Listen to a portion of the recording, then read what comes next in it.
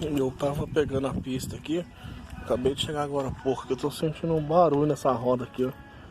Essa roda da frente, essa roda dianteira aqui. Então eu vou estar desmanchando aí, desmontando aí pra ver o que que é.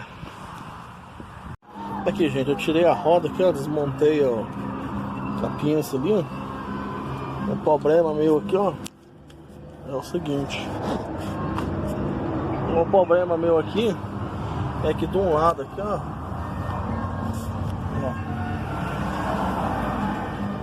não sei se tá dando pra ver aqui, ó, mas de um lado eu tenho aquele anti-ruído da pastilha.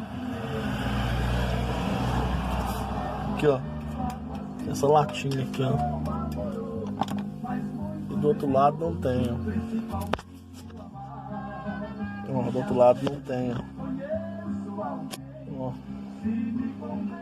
Eu tenho as três, do outro lado lá tem as duas, e aqui tem uma desse lado, ó, tem essa aqui, ó, e a outra aqui não tem, ó. Aí no caso aqui eu tô usando, ó, eu peguei essa latinha aqui, ó, aí eu vou usar aqui, ó, junto com a pastilha. Eu vou usar assim, vou colocar lá pra nós ver se para de ficar fazendo barulho.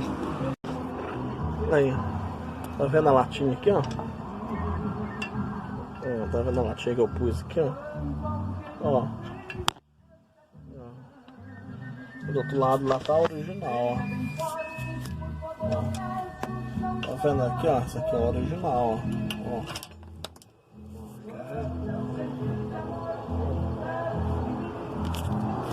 É isso aí.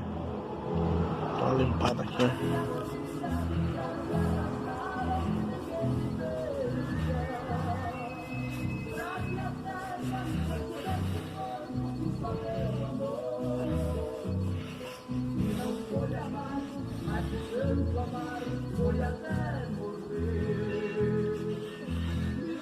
Então era esse barulho que tava na roda. Era por causa disso, tava batendo ali a pastilha, né? Isso aí. Aí eu montei aqui. É isso aí.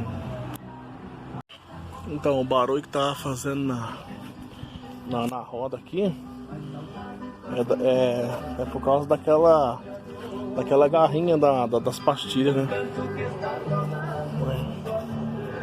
Agora eu vou colocar a Carlota. Vou colocar a Carlota aqui. E é isso aí. Então verifica se o teu aí tem essas presilhinhas aí. É duas em cada roda.